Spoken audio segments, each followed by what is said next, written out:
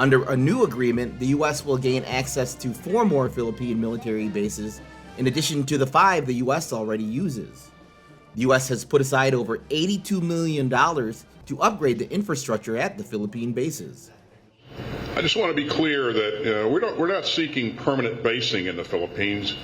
While the locations weren't announced, Philippine officials in November announced that the U.S. asked for access to military camps in Luzon, in the northern part of the Philippines, which is close to Taiwan. The Philippines is also setting up their own Marine littoral regiments, which will use BrahMos missiles from India, which will have about a 200-mile range. So you can imagine scenarios in which these capabilities are useful in ranging Chinese vessels, doing an amphibious landing of Taiwan, or blockading the island. The Philippines could also grant the U.S. access to bases in Palawan along its western coast to help respond to disputes in the South China Sea.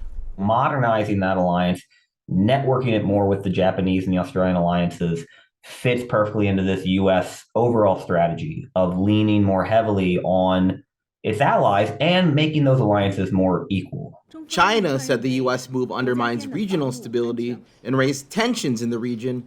China is now the Philippines' largest trading partner, and there are concerns the move could prompt Chinese economic retaliation. I think this is where the Philippines will have to work with other countries in ASEAN to make sure that there would be some kind of support, from other countries in ASEAN as the Philippines try to do its share in terms of keeping stability in a more turbulent region. U.S. troops!